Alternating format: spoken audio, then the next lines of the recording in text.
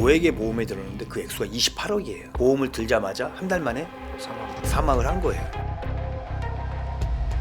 침입한 적 없고 타살한 적 없고 정말 낯선 27세 당시 27세의 여성이 그 보험사를 찾아온 거죠. 신내림을 받은 무당이다.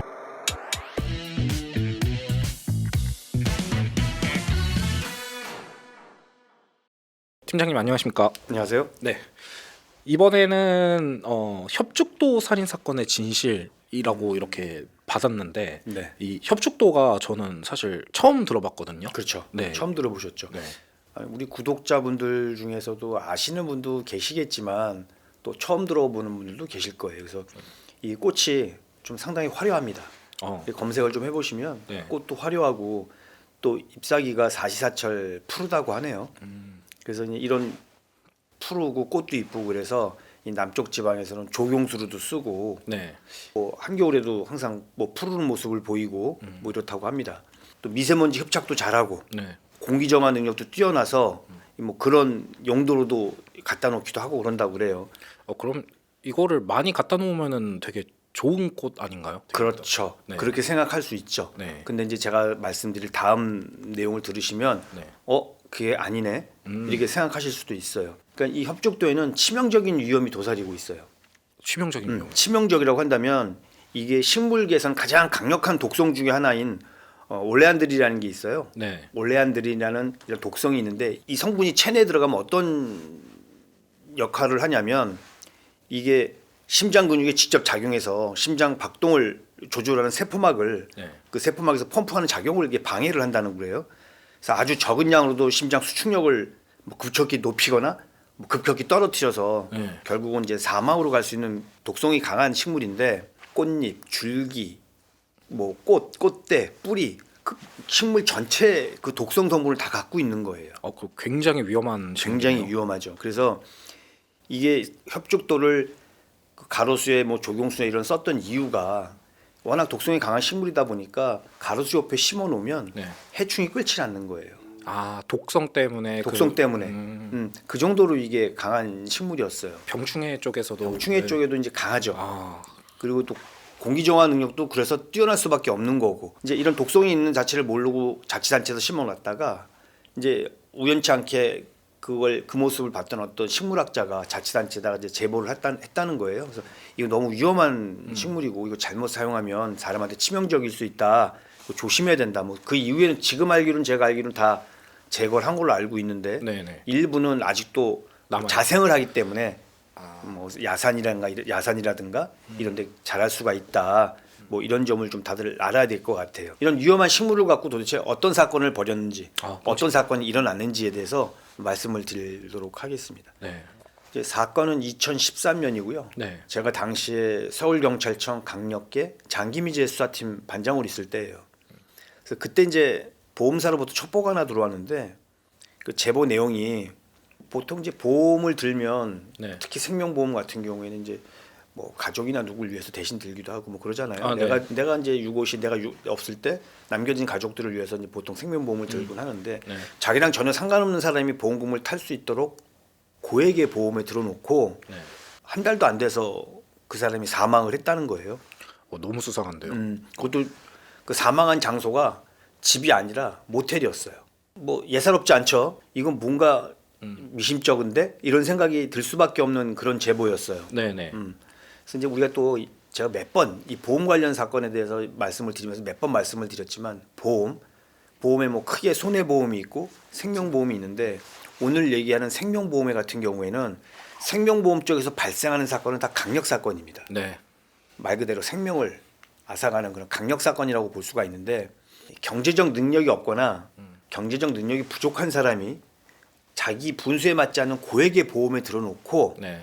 단기간에 사망했을 경우에는 이건 다 보험범죄라고 봐야 돼요. 근데 이제 중요한 건 뭐냐면 이 사건을 첩보를 받았는데 그 보험심사팀에서 보험사의 보험심사팀에서 이 자기들이 이렇게 판단을 하다 보니까 이 사건에 뭔가 좀 애매한 부분이 있다고 판단을 해서 우리한테 제보를 하게 된 건데 네.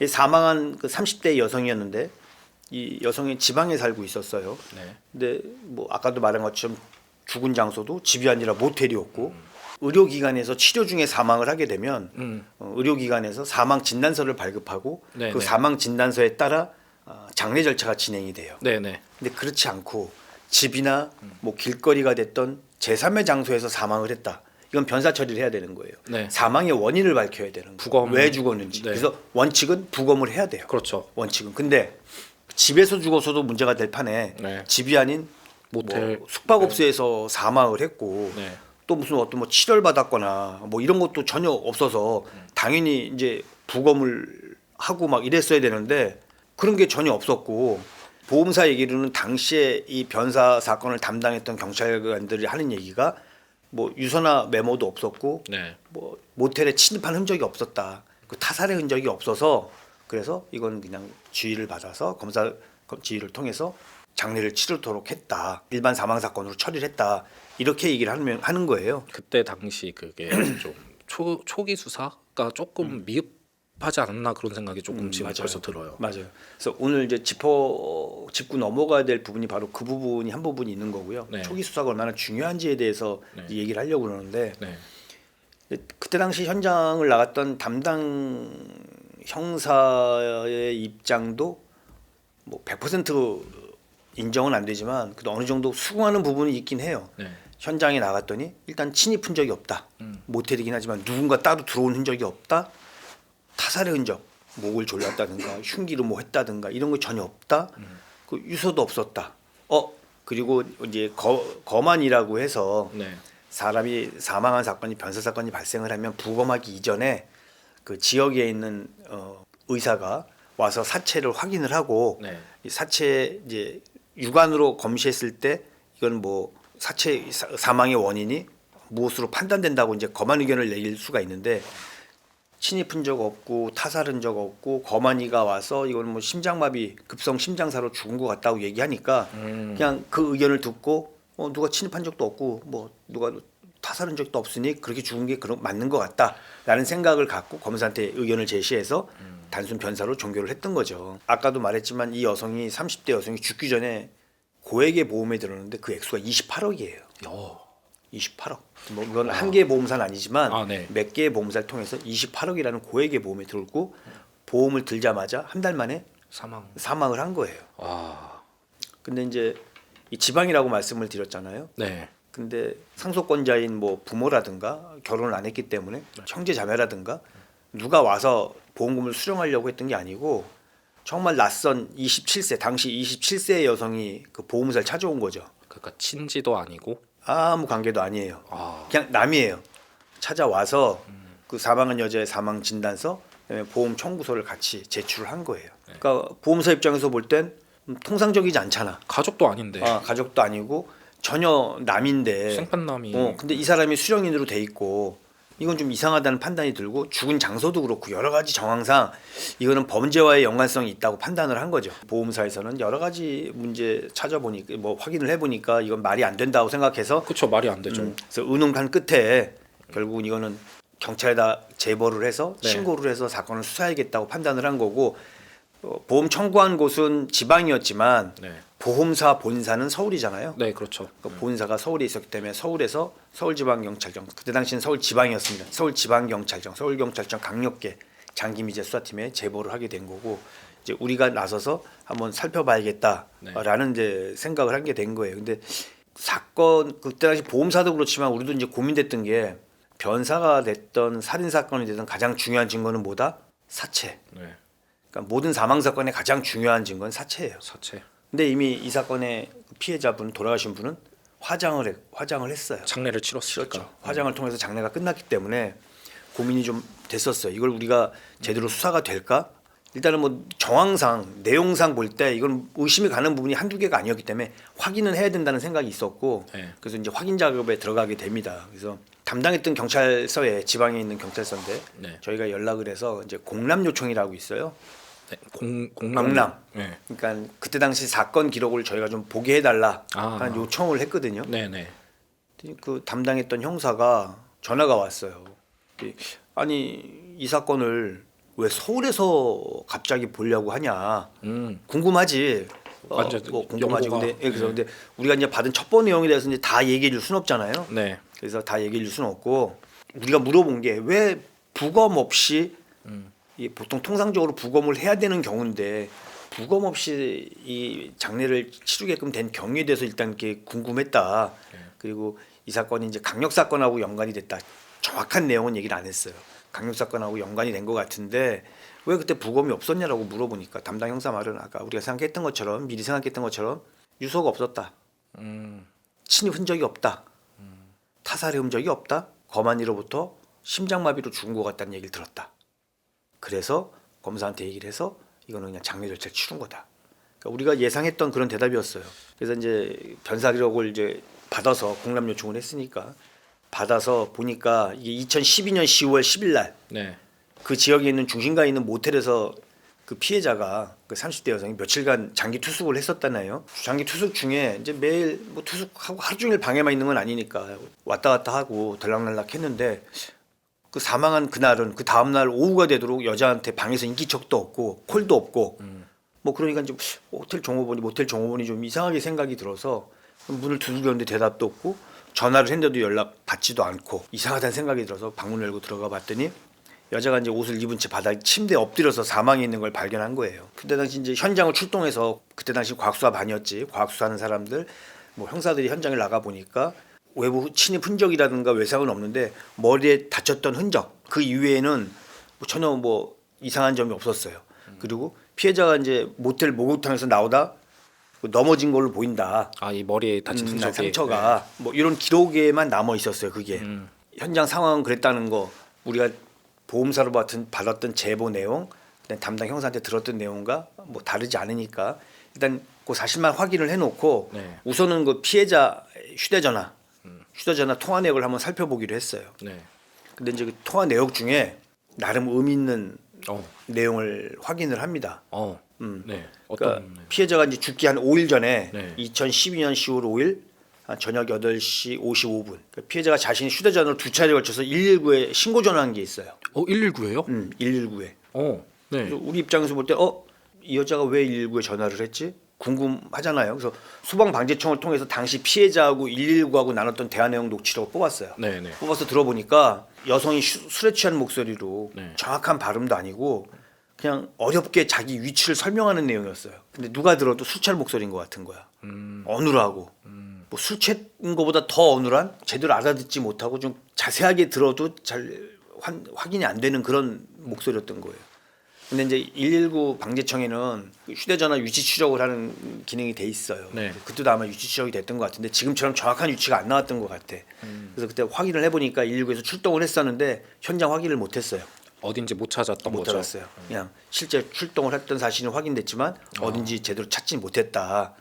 그래서 우리가 그 피해자 가족들 엄마하고 오빠를 만나서 물어보니까 피해자가 술을 좋아하는 사람이 아닙니다. 술 잘 마실 줄도 모르고 마시지도 않고 그래서 이게 되게 좀 의아스러운 부분이었어요. 어떻게 그 술 취한 목소리 정신이 몽롱한 목소리로 전화를 했지? 넘어지면서 머리에 충격을 받아서 그래서 뭐 정신이 없었나? 뭐 여러 가지 생각을 해봤어. 근데 그 119 신고했던 날하고 이 사망한 날하고는 한 5일이라는 시간 차이가 있잖아요. 네. 그러니까 그것도 말이 안 되는 거예요. 그걸 설명해 줄 만한 뭐가 나타나지가 않은 거예요.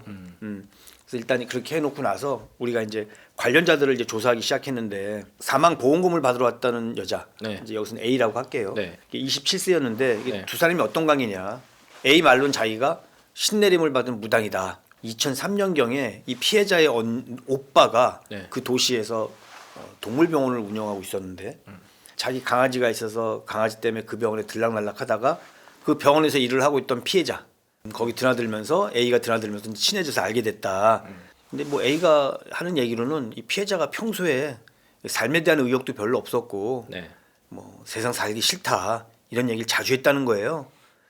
그래서 자기도 사실 뭐 무당 생활을 하고 있긴 하지만 이 세상 사는 거에 대해서 미련도 없고 그래서 둘이 되게 이제 친자매처럼 막 엄청나게 가깝게 지냈다는 거지. 속 얘기를 다 주고받을 정도로 서로 의논하고 서로 막 뭐 세상 살아가는 막 아픔에 대해서 고통에 대해서 막 얘기하고 막 이런 관계를 가졌다고 해요. 근데 이제 그러면서 이제 나온 얘기가 우리 하자.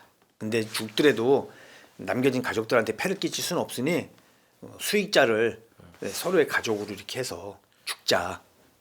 서로의 가족이요? 각자의 그게 아니라. 이게 원래 은 네. 보험금 지급이 잘 안 됐어요. 네. 근데 이제 지금은 그렇지 않고요. 어느 일정 시간이 지나고 나면 보험금이 뭐 100%는 아니지만 보험금이 나오기도 하고 결국은 해도 생명보험이라는 게 생명을 잃을 경우에 지불하는 거기 때문에 네. 거기에 대한 뭐 제약이 있긴 하지만 근데 이때 당시만 해도 이제 그게 좀 어렵고 이런 부분이 있었기 때문에 네. 서로 이제 뭐 생계를 위해서 가입한 수익자를 교차 지정하자, 서로가 지정을 하자, 뭐 이렇게 얘기를 하고 동반을 하자, 뭐 한꺼번에 죽을지 아니면 시차를 죽을지에 대해서는 좀 더 의논을 해보자, 뭐 이런 얘기를 많이 했대. 어쨌든 같이 죽는 걸로 이렇게 그렇지, 같이 얘기가 된 죽자, 거죠. 뭐 이렇게 네. 얘기를 했대요. 그렇게 얘기 듣고 나니까 더 의심스러워. 음. 같이 죽자고 해놓고. 이 사람은 살아 있는 거잖아요 그치. 지금. 그러니까 보험금 타려고 온 맞아요. 거고. 그래서 너는 도대체 그럼 죽으려고 뭘 준비했어? 이런 생각이 드는 거지. 네네. 근데 이제 그 부분에 대해서는 일단은 킵을 해놓고 일단 다음에 이제 피해자 오빠, 그 동물병원을 운영한 피해자 오빠를 만나봤어. 네네. 만나봤더니 아까 A가 얘기한 것처럼 2003년도에 손님으로 강아지를 데려갔던 손님으로 알게 됐다. 그래서 뭐 자기 동생한테 듣기로는 이 A가 그 신발이 좋은 무당이라고 하더라. 그래서 자기도 이제 뭐 얘기하는 거 들어보니까 자기 집안 내력에 대해서도 좀 아는 것 같고 뭐 그래서 좀 약간 믿음이 갔대. 그래서 뭐 이제 우환을 없애준다고 그래갖고 뭐 굿을 좀 해야 된다 그래서 자기가 뭐 한 7천만 원 준 적도 있대요. 한 번에 준 건 아니지만 뭐 몇 차례에 걸쳐서 줘갖고 굿도 하고 뭐 이랬다는 거여서 그럼 혹시 두 사람이 뭐 동반 계획하면서 보험을 들었는데 그 사실은 알고 있냐? 그 점에 대해서는 또 오빠는 전혀 모르고 있는 거예요. 여동생과 그 A가 나눴던 그런 내용을 몰랐던 거죠. 그렇지. 그런 내용도 모르고 그런 생명보험에 들었다는 자체를 몰라. 여기까지 들었을 때는 제 생각에 그 피해자 A가 뭐 신내림 받은 무당이라고 하는데 그냥 그것보다 그냥 사기꾼 느낌이 너무 강하게 나기는 하거든요. 피해자한테도 이제 뭐 생명보험 이렇게 들어가지고 피해자만 죽이고 이렇게 취하려고 했던 게 아닌가라는 생각이 들어요. 우리도 맨 처음에 수사하면서 네. 그런 부분이 상당히 의심이 됐어요. 하지만 일단 강력 사건을 하고 있으니까 살인 사건을 이제 포인트를 맞춰서 수사를 하니까 네. 일단 그거는 나중에 생각을 해보기로 하고 일단은 요 살인 사건의 전개 과정, 살인 사건이지만 사망의 전개 과정, 사망이 어떻게 이루어졌는지 그 결과가 이렇게 나오게 된 이유가 뭔지에 대해서 일단 밝히는 게 중요했어요. 그래서 네네. 했는데 그 과정 중에 또 하나 인물이 나타나요. 다른 인물이요. 네. A랑 같이 동거하던 B라는 남자예요. 남자친구인가요? 남자친구 애인이 있었어요. 근데 네. 얘기를 들어보니까 B를 만나서 얘기를 들어보니까 자기가 2011년에 부산에 있는 노래방에 놀러 갔었는데 네. 거기서 그 A하고 죽은 피해자하고 도우미로 들어왔다는 거야. 동물병원에서 잘 일하다가 네, 그 왜 거길 또 왜 갔지? 그 둘이서 아까 얘기했잖아. 둘이 막역했다고. 네네. 그러니까 서로 고민도 얘기하고 삶에 대한 뭐 이런 거 얘기하면서 오빠 그 동물병원에서 일하는 게 힘들고 뭐 그러는 이유로 딴 데 놀러 가자 해서 부산까지 갔다가 부산에서 그럼 노래방 일을 해볼까 그러고 노래방 일을 하고 그 일을 하는 과정이 B를 만나게 됐고 B는 A랑 눈이 맞아서 동거에 들어갔고 이런 관계가 된 거예요. 그러니까 결국은 이 A와 피해자의 관계를 동거했던 B가 너무 잘 알고 있는 거고 전 과정을 네네. 잘 알고 있는 거죠. 그래서 일단 그런 등장 인물들이 여러 명이 나타납니다. 네. 뭐 엄마도 만났는데 그 사망한 피해자의 엄마도 만나는데 엄마도 뭐 아까도 얘기한 것처럼 내 딸이 이게 술을 잘 먹는 애도 아니고 뭐 죽을 이유가 없다. 이유가 뭐 사는 게 힘들었다고 하는데 사는 거 힘들지 않은 사람이 어딨냐. 너도 나도 다 힘들지. 근데 이 정도로 뭐 죽고 그럴 만한 그런 상황은 없었다. 너무 극단적이다 지금. 그렇죠. 네. 그렇게 얘기를 했었어요. 그래서 이제 A가 그 말을 할 때 동반 하면서 수익자를 교차 지정을 하자 네네. 이렇게 했다고 했잖아요. 근데 우리가 수사를 해보니까 그 A가 얘기한 내용이랑 좀 다른 부분이 있는 거예요. 그러니까 이 피해자가 죽기 한 달 전쯤에 그 두 사람이 이제 평소 알고 지내던 보험 설계사를 만납니다. 만나갖고 그 A하고 네. P를 이제 계약자로 하고 서로를 수익자로 하면서 사망할 경우에 모두 합해서 한 28억 정도 받는 그 보험에 가입을 하는데 이제 그리고 나서는 이 생명보험에 가입을 하게 되면 아직 가입은 안 하고 이제 청약 신청을 해놓고 나서 이 보험에 들 수 있는지 없는지 건강 진단을 받아야 됐대요. 그때는. 그래서 근처에 있는 내과에 가서 건강 진단을 받습니다. 네. 건강 진단을 받는데 건강 진단 받고 나서 이제 청약 접수를 하는데 피해자 것만 접수를 하고 이제 A가 이제 내가 대신할게 그러고 가서 피해자 것만 접수를 하고 자기는 안 했어요. 안 하면서 왜 안 하냐고 그랬더니 내가 지금 건강 상태를 보든가 뭐 여러 가지 볼 때 전 좀 이따 하고 일단 우리 언니 거부터 먼저 할게요 그러면서 언니 거만 먼저 한 거예요. 애초에 이 사람은 할 생각이 없었네요. 할 생각이 없었다고 봐야죠. 네, 그렇죠. 할 생각이 있었으면 그럴 이유 이렇게 할 이유가 없죠. 그렇죠. 그렇게 접수하고 뭐 자기 따로 나중에 따로 하겠다 했는데 그게 피해자가 죽기 8일 전이었어. 그러니까 모든 의심스러운 게 A를 향하고 있는 거예요. 네. 뭐 여러 가지 정황, 뭐 그때 당시 뭐 사람들의 진술, 뭐가 모든 게 다 A를 향하고 있죠 지금. 네. 그래서 너무 딱 봐도 나 범인이요 하는. 그리고 나서 또 이제 이상한 걸 우리가 발견을 했는데 형사들이 우리가 보험 들고 나면 보험사에서 전화 옵니다. 뭐 만족하셨는지. 해피콜. 음. 해피콜이라고 해서 보험 뭐 가입 과정에 불편한 점은 없으셨냐? 요즘은 이제 카톡으로 오죠. 네네. 요즘은 카톡으로 많이 오는데 불편한 점은 없으셨냐? 보험 본인이 든 게 맞냐? 뭐 강권이 권유해서 든 건 아니냐? 뭐 여러 가지 뭐 물어보잖아요. 그래서 뭐 그러면서 뭐 만족도에 대해서 조사도 하고 설문도 하고. 그렇죠. 네. 뭐 실제 보험 가입 사실이 있는지 절차에 뭐 불만 조건 없는지 이런 거 다 물어보고 났는데 그 전화가 걸려온 게 그 2012년 9월 19일 11시 한 17분경이었어요. 네. 전화가 어디로 걸려왔냐면 피해자의 태블릿 PC 전화로 왔어요. 태블릿에 이제 전화번호를 이제 부여받았기 때문에 글로 전화가 걸려왔는데 그 전화를 누가 받았냐? 아, 설마. A가 받았어. 우리 보험사에서 해피콜을 하고 나면 이게 녹음이 되잖아요. 네. 이 녹음된 걸 저희가 녹취 뽑아내서 찾아내서 들어봤거든. 들어봤더니 A의 목소리예요. 피해자인 척하고 받은 거네요. 그렇죠. 그래서 그때 이 태블릿 PC에 있는 전화번호 말고 이 피해자가 갖고 있던 핸드폰이 있는데 그냥 피해자가 죽기 전이니까 보험 가입하고 나서 해피콜을 받은 거니까 그때 당시 뭐 피해자는 어디 있었는지 확인을 해보니까 피해자는 전혀 딴 곳에 있었어요. 딴 곳에서 뭐 쇼핑하고 식사하고 뭐 이러고 있었어. 그래서 이 사실을 갖다 A한테 추궁을 했더니 왜 네가 받아? 그렇죠. 네가 받을 이유가 없잖아라고 얘기했더니 그때 언니가 바깥에 나가 있었고 나한테 대신 받아달라고 아니 그 전화로 올지 어떻게 알고 너한테 받아달라고 얘기를 했을까?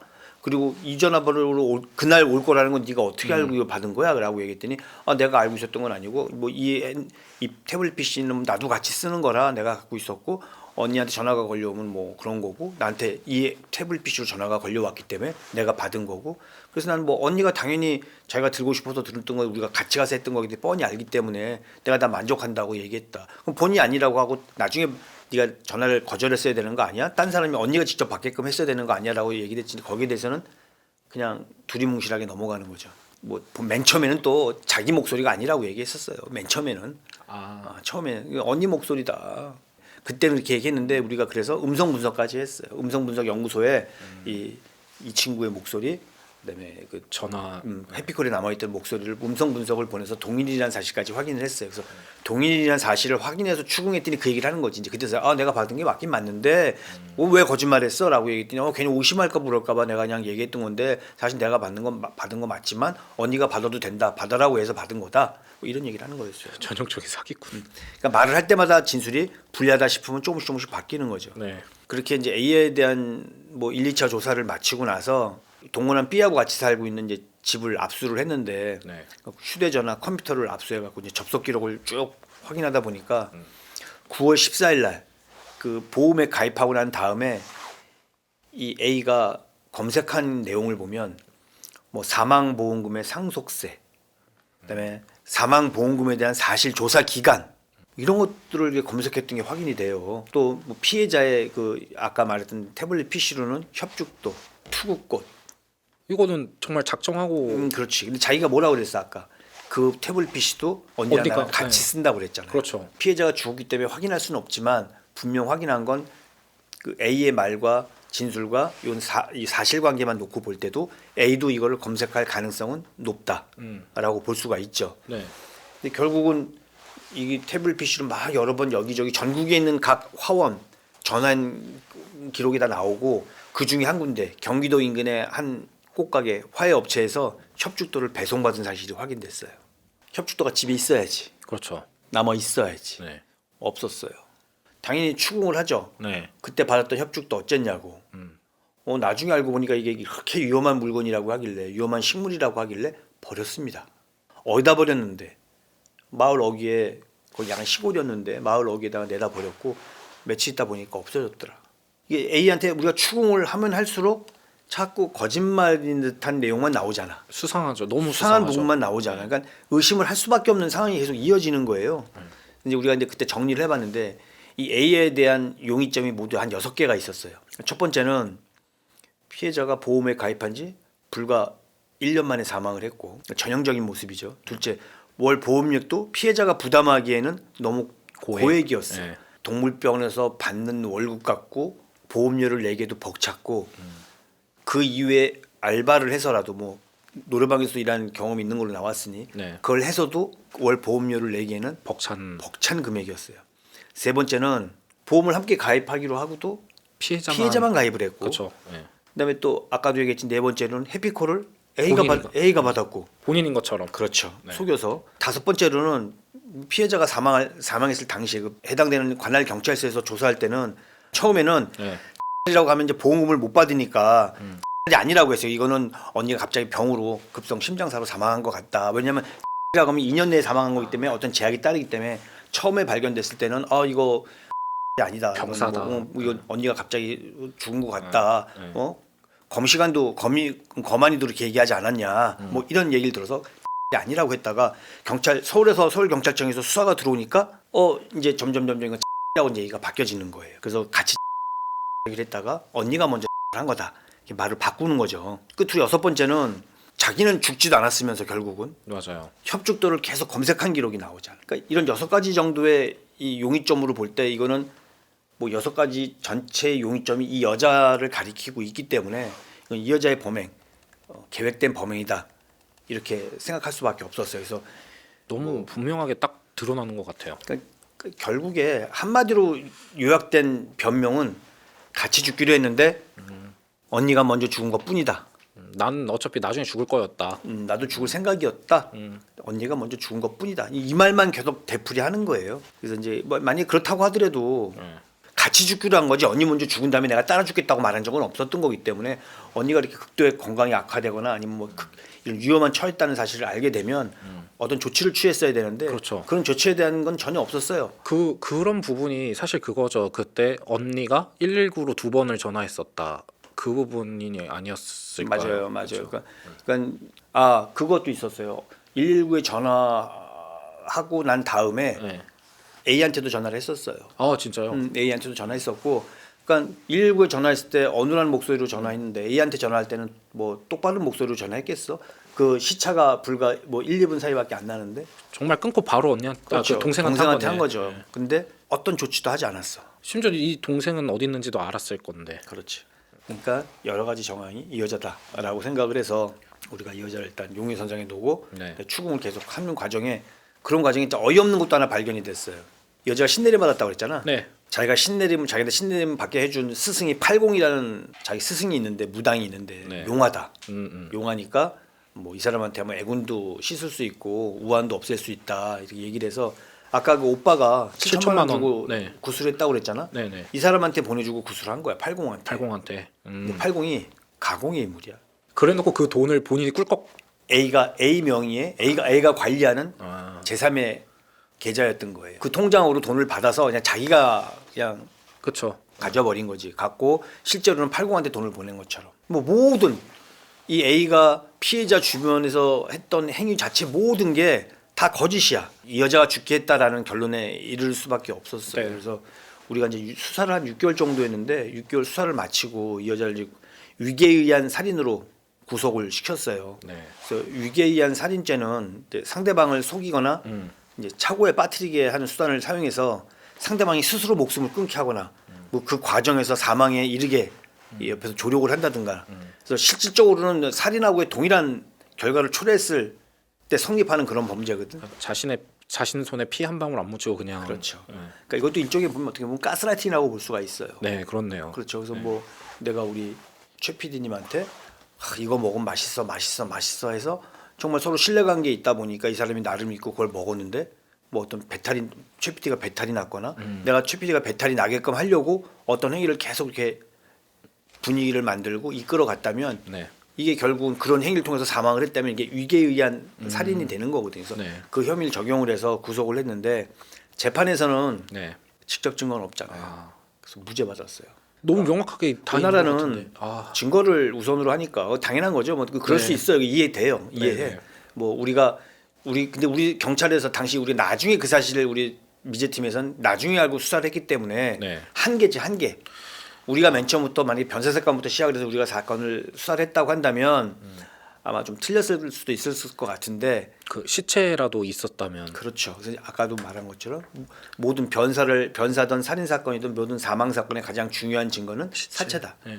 근데 사체 없이 수사를 했기 때문에 이런 결과가 나올 수 있는 거였는데 그러니까 아쉬운 게 뭐냐면 그 담당했던 경찰관을 비난하는 거 아닙니다. 비난하는 거 아니고 처음에 그걸 좀 더 우리가 원칙대로 좀 더 원칙에 가깝게 판단을 하고 뭐 아무리 뭐 침입 흔적도 없고 뭐 유서나 그런 게 없었다고 하더라도 집이 아닌 제3의 장소에서 이렇게 사망을 했을 경우에 왜 이 사람이 집이 아닌 제3의 장소에서 이렇게 죽었는지 여부에 대해서 그것만 궁금했다고 하더라도 네. 예, 부검을 해볼 수 있지 않았을까. 그래서 뭐 체내에서 이런 독성. 혁수도 관련된 독성이 발견됐다고 한다면 얘기가 틀려졌을 거고 아마 그때 당시에는 협죽도를 이용해서 끓여서 먹였던 뭐 했던 아마 이 모텔 내부에 뭔가가 있었을 것 같아요. 네, 뭐 근데 태운다든가 그렇지 뭐가 있었을 것 같아요. 근데 그걸 간과하고 그냥 넘어갔던 부분, 그냥 이거는 그냥 심장마비로 죽은 거야라고 너무 일찍 판단한 건 아닌가. 그게 진짜 아쉬운 것 같아요. 좀 안타깝습니다. 그래서 그럼 이제 궁금해지는 부분, 무죄를 받았으면 보험금은 무죄인데 청구하지. 아 그렇네. 네. 난 죄 없다는데 돈 받아야지. 그게 맞죠. 네. 근데 이 보험사에서는 수사 결과를 토대로 네. 이런 많은 의문점이 있어서 직접 증거가 없다는 이유로 무죄는 받았지만 우리는 보험금 지급 못 하겠어. 그렇게 할 수가 있나요? 민사로 진행을 한 거죠. 민사로 우리는 보험금 지급 못 하겠어. 서로 교차로 하기로 해놓고 넌 안 들고 이 사람만 들게 하고 결국 이 사람이 네가 의심스럽지만 사망한 이후에 네가 보험금을 청구했는데 우리는 인정 못해라고 보험사에서 지급 거절을 했어요. 잘했네요. 네. 웬만한 사람 같으면 그래도 아마 민사도 끝까지 갈 수 있었을 것 같은데 네. 결국은 지급 청구를 철회했어요. 철회했다는 얘기는 뭔가 찝찝하다는 얘기지. 본인도 걸리는 게 있으니까. 본인도 그렇죠. 걸리는 게 있으니까 그랬다는 얘기죠. 그래서 초동 수사가 얼마나 중요한지. 그러니까 모든 1차 수사는 경찰에서 담당을 하게 되잖아요. 네. 저는 뭐 제가 40년 가까이 강력 형사 하면서 저는 뭐 다 잘했겠어요. 그렇다고 생각하지 않거든요. 저도 뭔가 실수도 있었을 거고 저도 뭐 아쉬운 점이 분명히 있었을 텐데 이런 아쉬움, 실수를 그냥 그걸로 남기는 게 아니라 잘못된 부분을 잊지 않고 앞으로 수사는 좀 잘 됐으면 좋겠다는 생각에서 이런 얘기를 말씀을 드린 거고 우리 후배분들이 지금은 너무 잘해서 지금 MG 경찰관들이잖아요. 네. 잘합니다. 잘해요. 다들 잘해요. 네.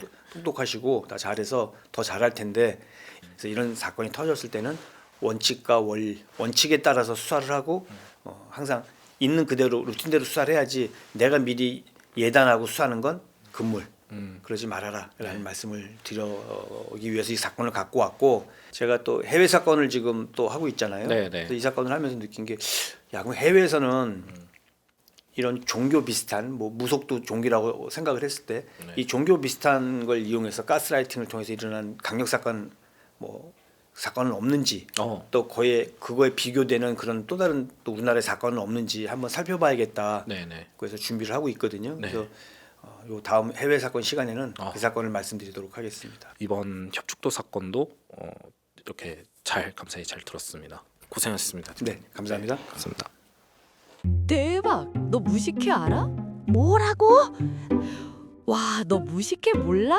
나 안 무식해. 아니, 무식해. 무방부제, 무색소, 무착향료, 무식해. 합성 첨가물이 전혀 들어가지 않은 해썹 인증을 받은 안심 식혜. 100% 국내산 쌀과 엿기름으로 전통 방식 그대로 만든 옛날 전통 식혜의 맛. 어릴 때 엄마가 해주셨던 딱 그 식혜 맛.